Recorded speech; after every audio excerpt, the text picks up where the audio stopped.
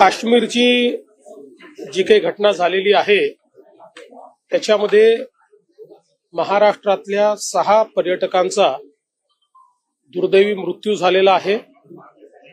त्या 6 लोकांचे पार्थिव हे महाराष्ट्रामध्ये येणार आहेत। 4 पार्थिव 2 वेगवेगळ्या विमानाने मुंबईमध्ये येणार आहेत। 2 पार्थिव हे पुण्यामध्ये येणार आहेत। मुंबईमध्ये आशिष शेलारजी आणि मंगलप्रभात लोढाजी हे 2 मंत्री एअरपोर्टवर सगळ्या व्यवस्था पाहत आहेत। पुण्यामध्ये मुरली मोहोळजी जे केंद्रीय मंत्री आहेत ते स्वतः लक्ष घालतायत आणि माधुरीताई मिसाळ या एअरपोर्टवर उपस्थित राहतील आणि त्याचं सगळं कोऑर्डिनेशन करतील। याच्या व्यतिरिक्त आपले जे आपत्ती व्यवस्थापन मंत्री आहेत गिरीश महाजन हे स्वतः श्रीनगरला पोहोचतायत। तिथे जाऊन जे आपले पर्यटक तिथे आहेत त्यांचं कोऑर्डिनेशन आपण करतोय। याच्या व्यतिरिक्त ज्यांनी सोशल मीडियाच्या माध्यमातून किंवा SMS माध्यमातून आपल्याशी संपर्क साधला त्या सगळ्यांच्या व्यवस्था आपण केलेल्या आहेत। त्यातले काही लोक आज इंडिगोने एक विशेष विमान ठेवलेलं आहे त्याच्यामध्ये आपण त्यांच्या सीट्स बुक केलेल्या आहेत, त्यांना आपण परत आणतो आहोत।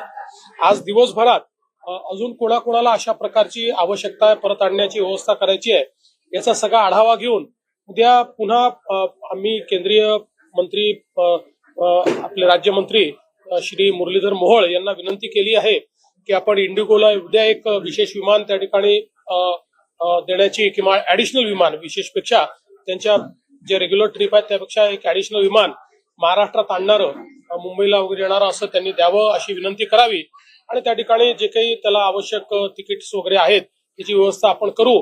तर ते मुरली मोहोळजी ते देखील बघता आहेत। त्यामुळे वेगवेगळ्या ठिकाणी आता सगळे आपले पर्यटक सुरक्षित आहेत, पण एक त्यांच्यात एन्झायटी आहे कारण ही घटना घडल्यामुळे आम्हाला परत कसं लवकर जाता येईल अशा प्रकारचा प्रयत्न आहे। तर त्या दृष्टीने ज्या ज्या व्यवस्था करता येतील बाय रोड असेल किंवा अजून कुठल्या पद्धतीने असेल तर त्या सगळ्या व्यवस्था करण्याचा प्रयत्न आपला चाललेला आहे।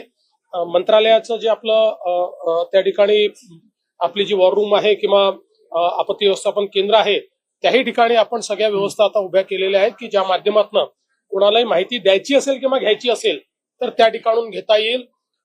जम्मू काश्मीर तिथली जी काही प्रशासन आहे तेही अतिशय चांगल्या प्रकारे रिस्पॉन्ड करते। त्यांना आम्ही कुठली गोष्ट विचारली तर तात्काळ त्यांच्याकडनं आम्हाला त्याचं उत्तर मिळतं किंवा ते तशा प्रकारच्या व्यवस्था करतात। जे काही जखमी आहेत त्यांच्यावर उपचार चाललेले आहेत आणि योग्य प्रकारचे उपचार चाललेले आहेत। त्यामुळे जखमींना डॉक्टरांनी परमिट केल्यानंतर इकडे आणण्याची व्यवस्था जी आहे ती आम्ही करू। त्यांच्या परिवाराला त्याच्या आधी यायचं असेल तर ते देखील आणण्याची व्यवस्था जी आहे ती आम्ही करू। दुर्दैवाने जे मृत्युमुखी पडलेले आहेत त्यांना आपण 5 लाख रुपये प्रत्येकी त्यांच्या परिवाराला त्या ठिकाणी देत असतो। अर्थात पैशाने कोणाचंही जीवन परत येऊ शकत नाही, पण एक आधार म्हणून आपण ते देतो। त्यामुळे तशा प्रकारे ती मदत देखील या ठिकाणी करण्यात येईल आणि जे जे काही करणं आवश्यक आहे ते आम्ही करतो। मी स्वतः त्याच्यामध्ये लक्ष घालतो। शिंदे साहेब, अजितदादा हे देखील त्यांच्या परीनं पूर्णपणे त्याच्यामध्ये लक्ष घालतात आणि आपल्या राज्यातल्या पर्यटकांना अतिशय सुरक्षिततेनं इथे परत आणणं याला आता आम्ही प्रायोरिटी दिली आहे।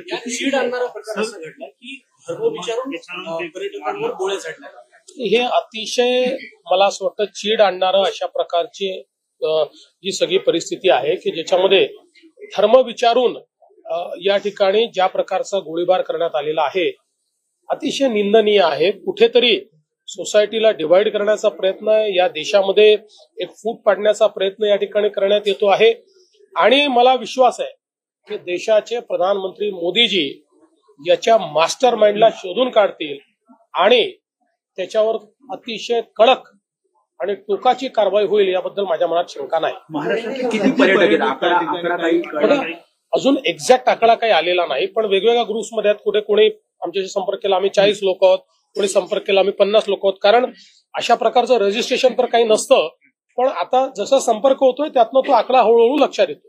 नक्षलवाद्यांच्या विरोधात रोजच कारवाया सुरू आहेत। नक्षल्यांचा बालेकिल्ला म्हणून ओळखला जाणारा गडचिरोली जिल्हा आता स्टील सिटी म्हणून उदयास आलाय। मला असं वाटतं की गडचिरोलीमध्ये एक मोठं परिवर्तन झालेलं आहे।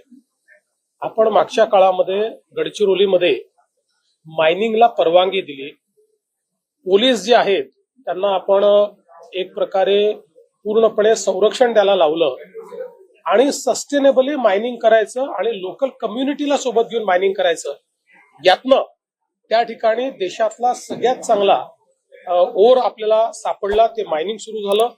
आता त्याच्यावर आधारित खनिज प्रकल्प त्या ठिकाणी तयार होत आहेत आणि देशाची स्टील सिटी म्हणून, स्टील हब म्हणून आता गडचिरोली प्रस्थापित होत आहे. नक्षलवाद्यांना एक प्रकारे गडचिरोलीने हे दाखवून दिलं की तुमच्या प्रचाराला आम्ही बळी पडणार नाही, तुमच्या दहशतीलाही आम्ही बळी पडणार नाही, आम्ही विकासाकडे जाणार आहोत, हेच गडचिरोलीने दाखवलंय. सर, केंद्र सरकारच्या अखत्यारीत जोपर्यंत काश्मीर होतो तोपर्यंत अशी घटना घडली नव्हती, परंतु कुठेतरी राज्यात सरकार स्थापन झाल्यानंतर ही घटना घडली, असा काही अँगल असू शकतो? मला असं वाटतं की आज त्या संदर्भात बोलणं योग्य नाही आहे. केंद्र सरकार असो की जम्मू काश्मीरचं सरकार असो, आपण सगळे सोबत आहोत. आज ही परिस्थिती जी आहे ती आपल्या लोकांवर, भारतीयांवर झालेला हल्ला आहे. त्यामुळे याच्यामध्ये कुठलंही राजकारण आणण्याचं कारण नाहीये. हे ठीक आहे की केंद्र सरकारकडे किंवा एलजींकडे जोपर्यंत कारभार होता तोपर्यंत अशा प्रकारचे हल्ले होऊ शकलेले नाहीत. पण हा हल्ला जो आहे हा एक प्रकारे भारतीयांवर झालेला हल्ला असल्यामुळे याच्यामध्ये कुठलाही भेद नाहीये. केंद्र सरकार आणि संपूर्ण देश हा जम्मू काश्मीरच्या पाठीशी. स्थानिकांच्या सहभागाबद्दल काय वाटतं? स्थानिकांना आता असं आहे की या संदर्भात माझ्याकडे कुठली अधिकृत माहिती नाही. त्यामुळे ज्या काही तपासी यंत्रणा आहेत या संदर्भातली योग्य माहिती वेळोवेळी आपल्याला उपलब्ध करून देतील. मला माहिती नसताना मी त्याच्यावर बोलणं हे योग्य नाहीये. देखिए, बहुत ही निंदनीय इस प्रकार का ये हमला हुआ है और मुझे पूरा विश्वास है कि प्रधानमंत्री जी इसके मास्टरमाइंड को ढूंढकर निकालेंगे और इस प्रकार के इरादों को पूरे तरीके से कुचलने का काम इससे पहले भी प्रधानमंत्री जी ने किया है, अब भी करेंगे. ये एक ऐसा प्रयास है कि जो बहुत ही कायराना इस प्रकार का प्रयास है. अभी ये आतंकवादी देख रहे हैं कि इनको जो लगता था कि 370 के हटने के बाद वो लोग जम्मू और कश्मीर में कुछ न कुछ उल्टा सीधा कर पाएंगे, वो कुछ नहीं कर पाए. उल्टा जम्मू कश्मीर का इतना विकास हुआ, इतने बड़े पैमाने पर पर्यटक वहां पर जाने लगे, पर्यटन का व्यवसाय बढ़ा, टूरिस्टों ने वहां की अर्थव्यवस्था को बदल दिया. जम्मू कश्मीर में अलगाववाद की बातें समाप्त हो गई, पत्थरबाजी समाप्त हो गई.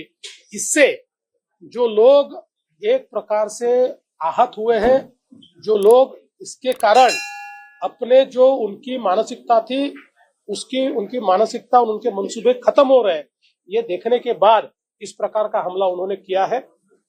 अभी जो महाराष्ट्र के हमारे 6 लोगों की वहां पर मृत्यु हुई है, उनमें से 2 लोगों का पार्थिव पुणे जाएगा, 4 लोगों का पार्थिव मुंबई आएगा. हमारे मिनिस्टर्स को हमने जिम्मेदारी दी है इसका कोऑर्डिनेशन करने की. हमारे जो डिजास्टर मैनेजमेंट के मंत्री है गिरीश महाजन जी, वो श्रीनगर अभी कुछ समय में पहुंच जाएंगे. वहां पर जाकर जो हमारे पर्यटक वहां पर अभी अटके हुए हैं या जो लोग वहां पर अभी भी कोई परेशानी का सामना कर रहे हैं, उन सबको महाराष्ट्र में लाने के लिए हम लोग व्यवस्था करेंगे. आज भी इंडिगो ने एक मुंबई के लिए स्पेशल अलग फ्लाइट, एक एडिशनल फ्लाइट मुंबई के लिए, दिल्ली के लिए, अलग अलग भागों के लिए उन्होंने रखी है. उसमें भी हमने कई लोगों को एडजस्ट करवाया है ताकि वो वापस आ पाए और हमारा प्रयास होगा कि ये 1-2 दिनों में सबको हम लोग वापस लेकर आए. देखा जाए तो धर्म पूछ करके लोगों को निशाना बनाया गया, ऐसे में ये चीजें किस तरह से? बहुत ही निंदनीय है कि धर्म पूछकर वहां पर लोगों की हत्या की गई है. एक प्रकार से भारत को डिवाइड करने का यह प्रयास है, भारत में विभाजन तैयार करने का यह प्रयास है. ऐसे प्रयासों को हम लोगों ने फेल करना चाहिए, उसे यशस्वी नहीं होने देना चाहिए और ये जो तत्व है इन तत्वों को कुचलना चाहिए. आर्थिक मदद किस तरह से?